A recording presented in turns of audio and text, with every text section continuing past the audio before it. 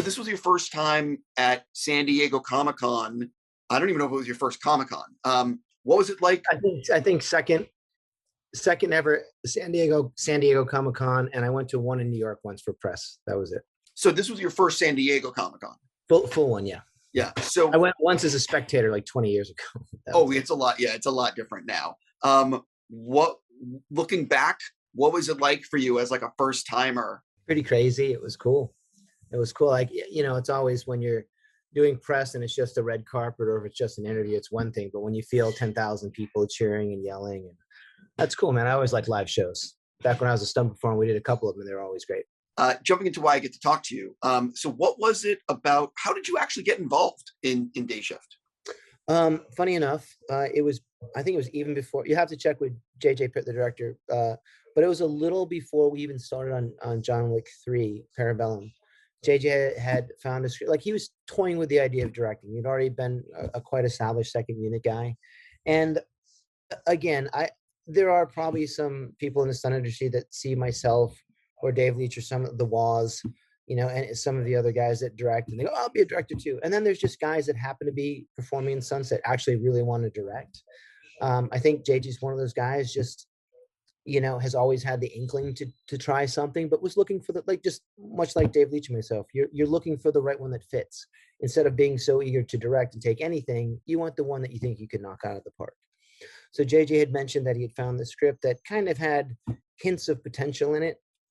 And, I vaguely remember it, and cut to literally almost 3 years later, he's like, look, I really want to do this now. I've kind of decided where I want my life to go. I want to try directing. I think this is the one. Would you mind taking a look at it? I'm like, okay, I vaguely remember. Let's check it out again. Read it, did notes. I'm like, okay, it's a hidden world. It's kind of like a John Wick, spinoff just with vampires. It's got a hidden world, but it's a little quirkier. I get it. It was kind of fun. And I was like, okay, well, I get this. It has some problems with plot and some character stuff. Like, I was like, come in, give me your pitch. And you think, because I've known JJ for almost 30 something years, so we have a shorthand, to say at least, like any good friend would. So you could have the individual that comes in and talks to you like a friend, like, yo, bro, come on, do me a solid, let's do this. JJ came in quite the opposite. He came in like he was pitching a major studio, came in with vision boards, came in with his lookbook, and goes, boom. And he pitched it like he was pitching for his life. Like details, characters, down to the music, down what he wanted, all the different ways he could spin it. An hour later, I'm like, okay, stop. I'm in. What do we got to do? I'm in. And, we had the talk. It's like, okay, if we do this, we're not, after what I've just heard, we're not going to try and just softball this one in and just try to get it made. Are you good? I'm going to throw the full weight of us. We're going to do this. And even then, I don't think he got like, no, we're going to make a big, we're going to do this. Like, I get it. This is worth it. We're good.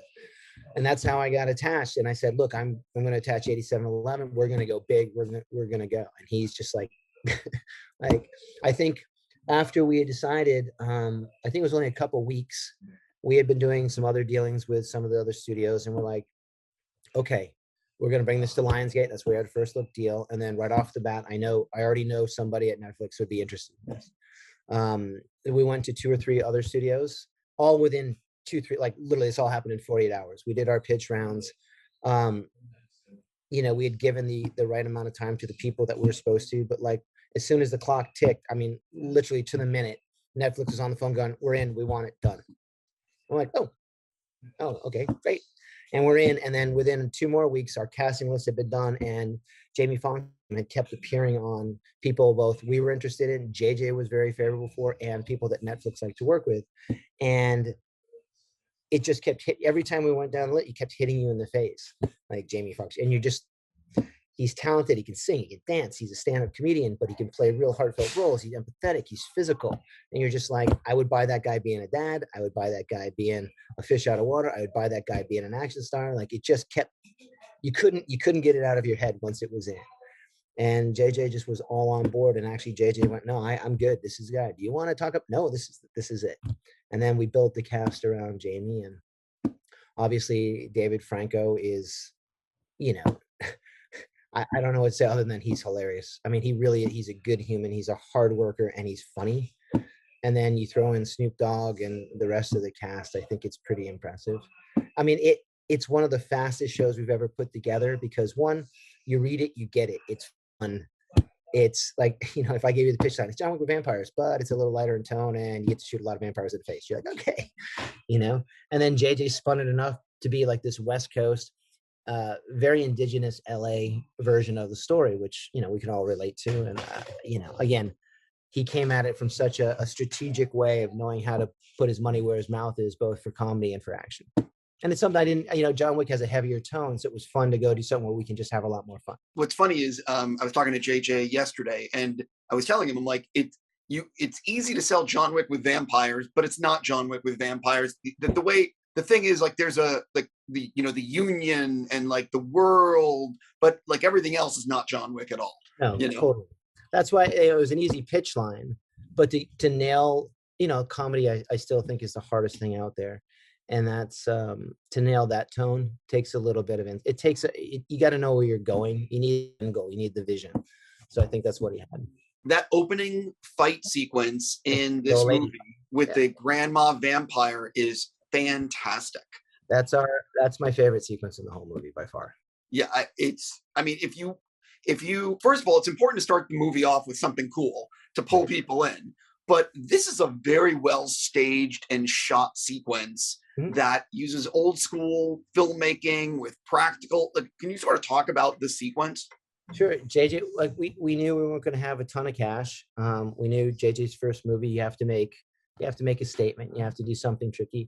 JJ's from the same generation that me, Dave, and everybody else we're from the sleight of hand generation, as we call it. Like we have no antagonistic intent towards VFX. It's just how you use them. We don't want to give away anything. We don't want you to know it's a prosthetic. We don't want you to know it's a wire gag. We just don't want you to know. We want to keep the magic in filmmaking.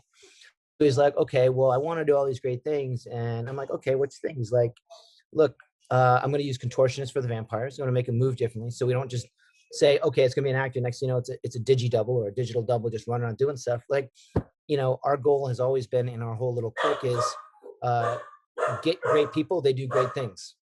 You get amazing people, they'll do amazing things. Sorry, a lot of dogs. Wait, how many dogs do you have? Between me and my girlfriend, we have 4 right now. Oh. How's the kennel? Okay, thank you. So we're, again, the sleight of hand thing is a big deal for us. It's how do we do cool stuff with real people? And JJ's answer was, let's get cool and amazing people. I'm like, yeah, fair enough. So instead of just reaching out to the, popular stunt community, he went to Cirque du Soleil. He took a trip, visited some of the different training camps, found, I think it was about a dozen great contortionists, and put them in vampire makeup and made them bend and flip backwards. And we're like, yeah, fair enough. Haven't seen that one yet. Cool. And that's how we maximize our time. Yeah. One of the things about the film is that he had, I believe, 42 days to shoot the film, which is not a lot of time. No. Can you in action movie time? No. Yeah, exactly. So, I mean, that's the thing. I think he really, it's all up there in terms of the screen. But another thing that I really enjoyed is that I don't want to give anything away, but the script it does some things in the second or beginning of the third act that I didn't see coming, which is always nice. I mean, there are certain directors out there that get the script, they lock it, like, do not fuck with script.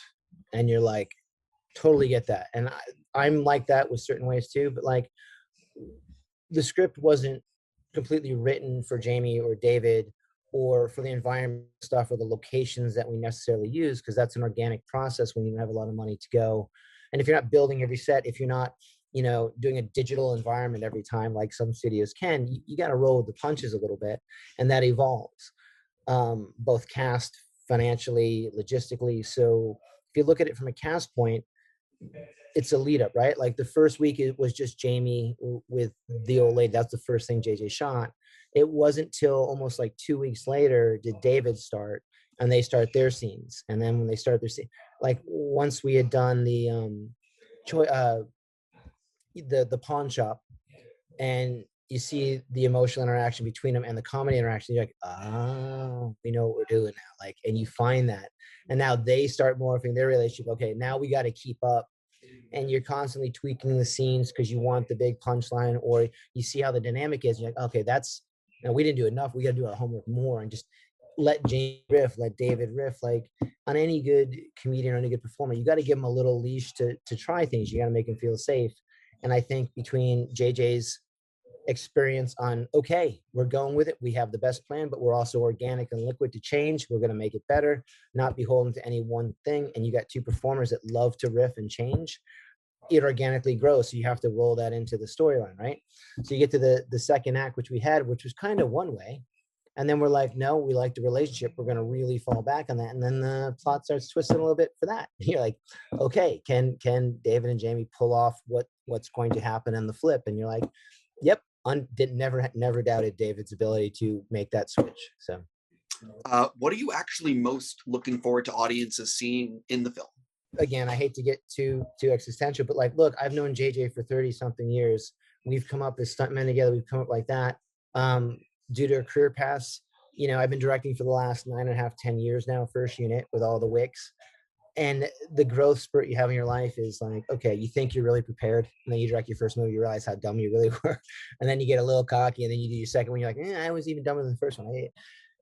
So it's more for me to answer your question. It's about the experience. Honestly, JJ hasn't had an opening night yet, and I have. And the first time you walk out there to the audience and you're sitting and you're watching it, and you hear people actually clap for the shit that you've done, and all the pain and the suffering and all the angst and all the stuff, because even as grown men, you're still like, wow, it kind of chokes you up a little bit when you realize you've done something that people like, and there's an ego boost, but it's also emotional. It's a catharsis, and all that pain and suffering and fighting and stuff goes. I want to sit right next to him and look at his face when everybody goes, that was pretty funny. That's what I'm the first time we watch it together with an audience, I'm probably just going to stare at him. Just how choked up he gets. But in the movie, honestly, I'm all for the, as much as I love everything else, I'm all in for the old lady fight. I love grandma. I think that's the one I want to get into. Right. When I was watching the film, that sequence specifically, I'm like, oh, fuck, this is really well done. Yep. This is just a really cool sequence. Before I move on to something else, you've obviously worked with many producers. Mm-hmm. What did you want to do? Because I believe this is your first time producing a movie like this. Yeah, as a full producer, yeah. Yeah. What did you want? What did you take away from the producers you've worked with to make sure that you are like the best possible producer that you can be? Well, look, because most producers haven't directed before, it's very easy to slide into, those directors, they don't know what crazy guy, like they just need to, like, it'll be fine, you just cut it, it'll all work out. Okay, that's kind of bullshit. And then I've been the director that looks at the producer like, they'll never fucking understand, they don't understand my genius, they don't see my vision, right? So I think the unique thing about a producer director, especially in properties like this that's so close to the genre DJ is doing, is like, look, you got to see both sides, you got to step in both shoes. You got to be careful what you say, but you have to ride the wave, man. Like, I got to be producer 1 minute, and then I got to be director the next minute. The advantage I have, I speak both languages.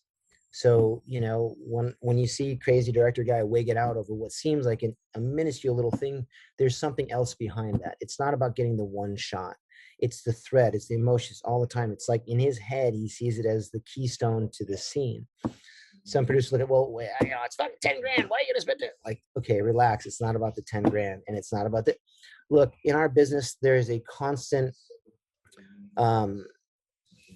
tension between creative and commerce. It's, you can't be kooky artist guy, drive around in your Ferrari and shoot all over the world if you don't make money. There's, they're letting they're letting the patients have the keys to the asylum because we make money. Like, that's the gig, right? So you can be kooky creative guy all you want, but you have to at least at some level pay attention to that. And at the other side is like, look, as a producer, you have to understand, like, fuck the money. Let's make something fucking cool for the fans. Let's make something we want to see. Like, there's always that tension, right? The trick is always, and it's never the same day to day. You got to find that balance. You got to talk to both sides. So I guess you got to hold tight and talk him through the unseen stuff that he hasn't had yet. Like, I got to talk to JJ and like, look, man, I got to be your guide up the mountain. You got to climb the mountain, but I can help tell you where not to step. Maybe not where to step, but where not to step. And as far as the producer in the studio goes, like, look, I got him. I get it. Give him the rope. Or, hey, this is where we need to force him into the box. He'll be twice as creative. Trust me, this guy's going to pull it out. So I wish I could tell you there's some formula or algorithm to talk to either side, but there's really not. at the end of the day, Steve, it's about people. And if you understand what people want or what their focus is, you can help guide the other side through that. It's you know, it from as far as for myself, when I'm a director, I just want to know that you're sweating the same shit I'm sweating. So if it's keeping me up at night, I just want my producers to say, "Hey, man, it's fucking keep me up too." They may not mean it, but that makes me feel like, okay, I'm not alone. And I think that's a big thing. And you also want to make the studio feel like, look, we haven't let the crazy guys to the key to the gun locker. Like you got to make both sides feel safe.